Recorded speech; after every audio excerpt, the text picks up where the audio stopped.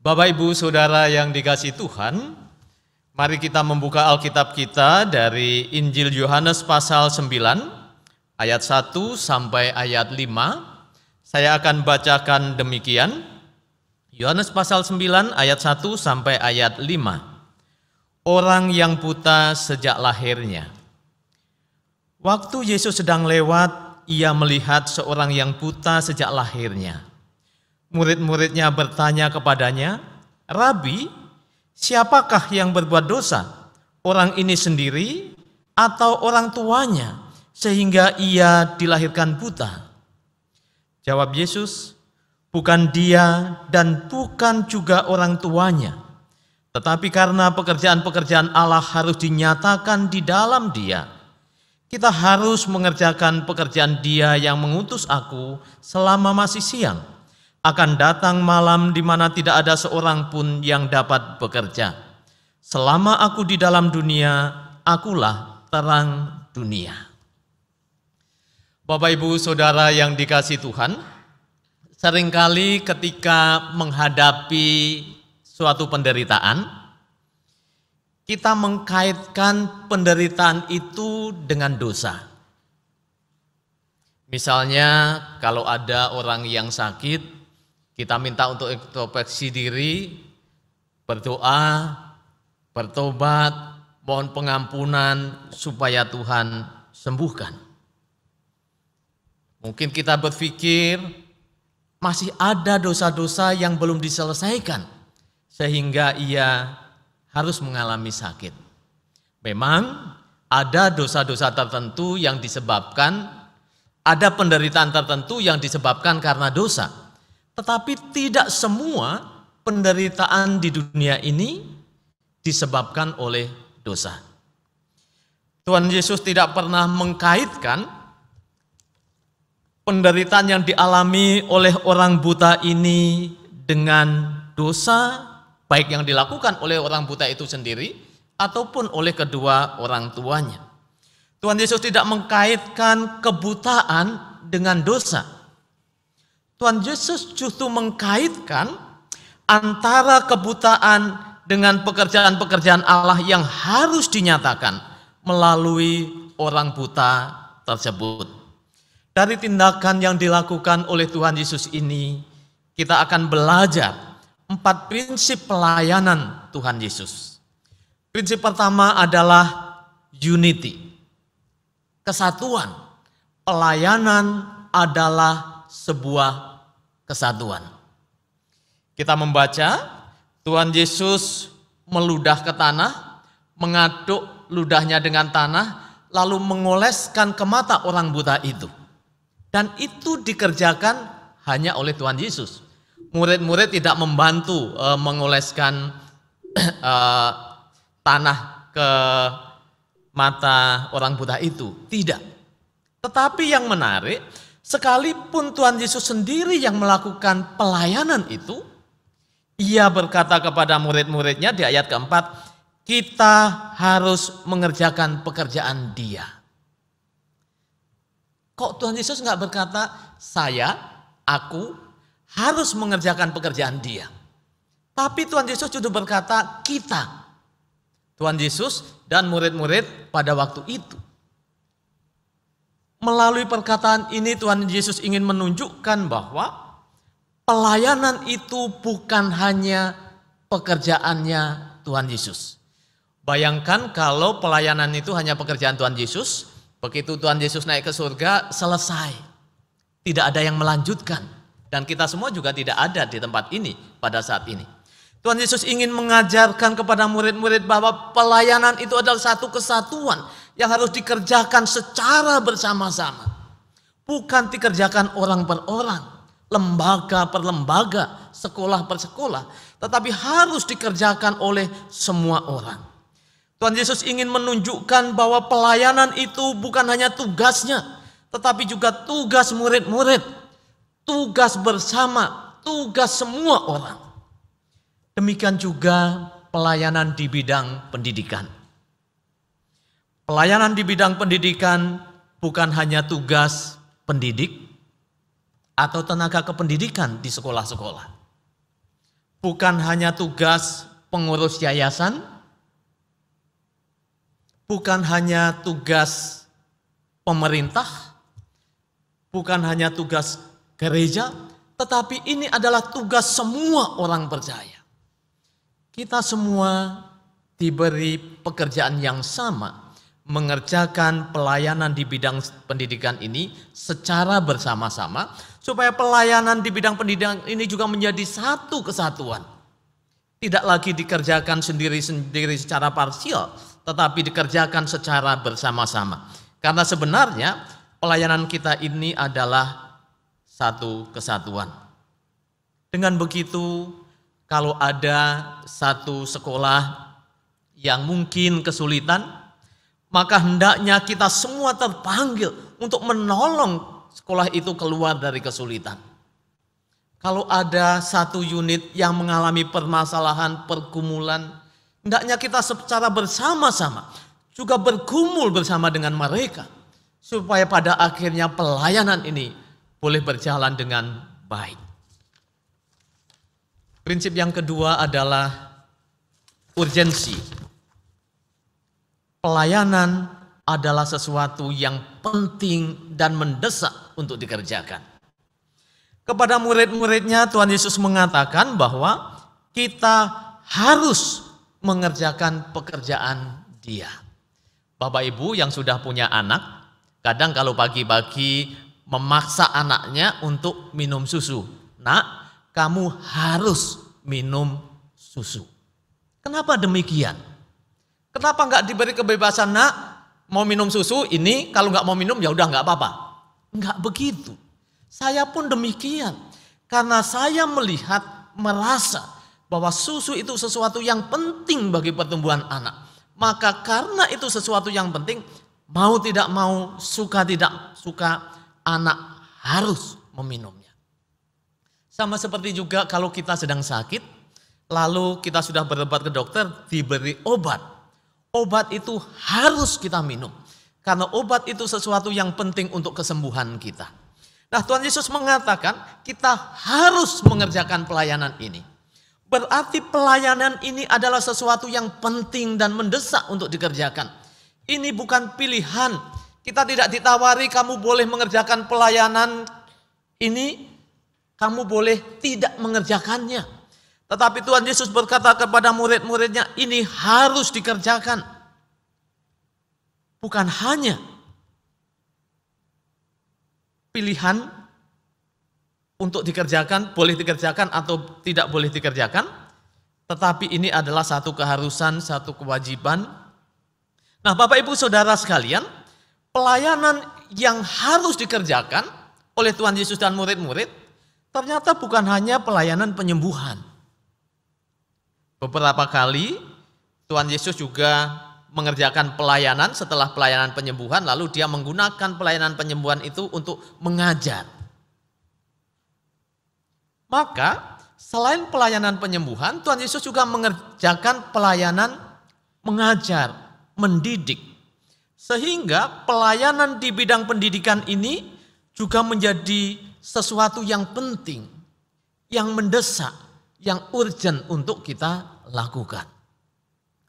Matius 28 ayat 20 katakan, dan ajarlah mereka melakukan segala sesuatu yang telah kuperintahkan kepadamu.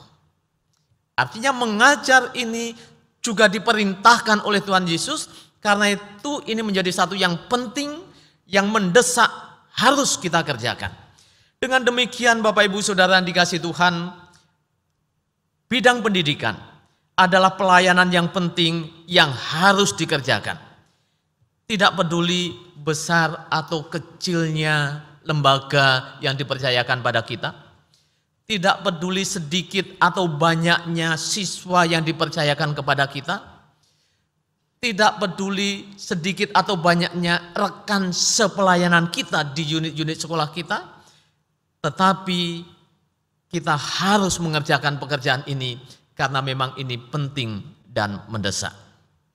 Bapak Ibu Saudara yang dikasihi Tuhan, saya walaupun sarjana pendidikan, baru 2 tahun terakhir ini terlibat secara penuh waktu di bidang pendidikan. sebagai dosen dan juga pengurus yayasan pendidikan. Semakin ke sini saya semakin menyadari pentingnya mengerjakan pelayanan di bidang pendidikan ini. Dan karena itu harus dikerjakan secara serius, secara sungguh-sungguh. Tidak bisa dikerjakan asal jalan, asal mengalir seperti air. Demikian pula hendaknya Bapak Ibu Saudara sekalian, yang sekarang ini melayani di bidang pendidikan, baik sebagai majelis pendidikan Kristen, sebagai pengurus yayasan, sebagai pimpinan sekolah, tenaga pendidik, tenaga kependidikan, dan lain sebagainya. Mari kita sadari bahwa pelayanan ini adalah sesuatu yang penting yang harus kita kerjakan. Dan prinsip yang ketiga, Bapak Ibu Saudara sekalian, adalah priority. Pelayanan itu harus menjadi prioritas dalam hidup kita. Tuhan Yesus mengajarkan kepada murid-muridnya bahwa kita harus mengerjakan pekerjaan Dia yang mengutus aku. Pada waktu itu ada banyak pekerjaan juga selain dari melayani. Murid-murid punya pekerjaan, nelayan. Orang banyak juga punya pekerjaan. Tetapi Yesus sengaja ingin menekankan bahwa kita harus mengerjakan pekerjaan Dia yang mengutus aku. Di dunia ini ada begitu banyak pekerjaan, tapi kita harus memprioritaskan pekerjaan mana yang harus kita kerjakan. Karena kita tidak bisa mengerjakan semua pekerjaan itu sekaligus. Harus memprioritaskan mana yang harus dikerjakan. Bagi seorang pelayan, maka prioritas pekerjaannya adalah melayani tuannya. Kita semua adalah hamba pelayan-pelayan Tuhan Yesus, maka prioritas utama kita adalah mengerjakan pelayanan yang Tuhan Yesus percayakan kepada kita. Dan kalau sekarang ini kita dipercayakan untuk mengerjakan pelayanan di bidang pendidikan, ya mari kita prioritaskan pekerjaan pelayanan di bidang pendidikan itu. Kalau kita yang dipercayakan untuk mengelola sekolah, menjadi pimpinan sekolah, ya mari itu yang kita prioritaskan. Kalau kita dipercaya untuk menjadi pengurus yayasan, untuk menjadi pengurus lembaga-lembaga yang lainnya yang bergerak di bidang pendidikan, ya mari kita prioritaskan pekerjaan pelayanan di bidang pendidikan ini. Supaya pada akhirnya Bapak Ibu Saudara sekalian, apa yang kita kerjakan itu akan efektif, efisien, dan hasilnya juga maksimal. Ingat, kita semua punya keterbatasan. Kita tidak bisa mengerjakan semua pekerjaan itu sekaligus. Maka prioritas harus kita tentukan. Dan selama kita masih diberi kepercayaan untuk mengerjakan pelayanan di bidang pendidikan ini, maka prioritas utama kita adalah bidang pendidikan. Saya, Bapak Ibu Saudara sekalian, memprioritaskan waktu hanya 1 hari dalam 1 minggu untuk mengerjakan pelayanan di Yayasan Pendidikan Kristen Lampung. Karena saya dipercayakan sebagai pengurus. Hari lain saya gunakan untuk mengajar, dan hari Sabtu Minggu saya prioritaskan untuk mengerjakan pelayanan di gereja, karena saya juga seorang pendeta. Saya tahu kapan harus memprioritaskan pekerjaan saya di kampus sebagai dosen, kapan harus memprioritaskan pekerjaan saya di yayasan sebagai ketua yayasan, dan kapan harus memprioritaskan pekerjaan saya di gereja sebagai pendeta. Karena itu Bapak Ibu Saudara yang dikasihi Tuhan, apapun yang dipercayakan pada kita, mari kita prioritaskan pelayanan itu supaya hasilnya juga optimal. Dan terakhir Bapak Ibu Saudara sekalian, prinsip yang keempat adalah opportunity. Kesempatan, peluang. Pelayanan ini adalah kesempatan yang kalau kita sia-siakan akan berlalu dan belum tentu terulang. Pada zaman Tuhan Yesus, kesempatan orang untuk bekerja itu praktis hanya bisa dilakukan pada siang hari Kamu harus mengerjakan pekerjaan Dia yang mengutus aku selama masih siang. Akan datang malam di mana tidak ada seorang pun yang dapat bekerja. Ketika sudah datang malam, orang tidak bisa lagi bekerja. Berbeda dengan zaman kita sekarang. Malam hari pun kita bisa bekerja. Bahkan sehari 24 jam kita bisa bekerja, melakukan pekerjaan-pekerjaan kita. Tetapi pada waktu Tuhan Yesus tidak bisa begitu. Melalui perkataan Tuhan Yesus ini, Tuhan Yesus ingin mengajarkan bahwa kesempatan yang Tuhan berikan pada kita itu terbatas. Orang hanya bisa bekerja pada waktu siang, setelah malam tidak bisa bekerja. Kesempatan yang Tuhan percayakan kepada kita untuk mengerjakan pelayanan ini juga terbatas. Waktu hidup manusia di dunia ini terbatas. Maka kalau sekarang kita di dunia ini diberi kesempatan untuk mengerjakan pekerjaan pelayanan, misalnya profesi sebagai guru atau tenaga kependidikan, gunakan kesempatan itu sebaik-baiknya untuk mengerjakan pekerjaan Tuhan. Kalau kita dipercaya untuk menjadi pengurus yayasan, kepengurusan yayasan kan juga terbatas 5 tahun. Nanti diperpanjang lagi 5 tahun kalau terpilih. Kalau tidak ya selesai. Setelah 5 tahun itu kita tidak bisa lagi mengerjakan pekerjaan pelayanan sebagai pengurus sebagaimana yang sekarang sedang kita kerjakan. Kesempatan yang diberikan Tuhan kepada kita di MPK juga terbatas. Juga hanya dalam waktu 5 tahun. Setelah itu akan berganti orang dan belum tentu kita yang akan melanjutkan pelayanan ini. Maka Bapak Ibu Saudara yang dikasihi Tuhan, karena kesempatan yang kita miliki untuk mengerjakan pekerjaan pelayanan ini terbatas, mari kita gunakan kesempatan ini sebaik-baiknya. Saya tertarik dengan Kolose pasal 3 ayat 23. Apapun yang kamu perbuat, perbuatlah dengan segenap hati untuk Tuhan, bukan untuk manusia. Dalam posisi jabatan kita masing-masing, pekerjaan kita masing-masing yang sekarang ini dipercayakan Tuhan kepada kita. Mari kita kerjakan itu dengan segenap hati untuk Tuhan dan bukan untuk manusia.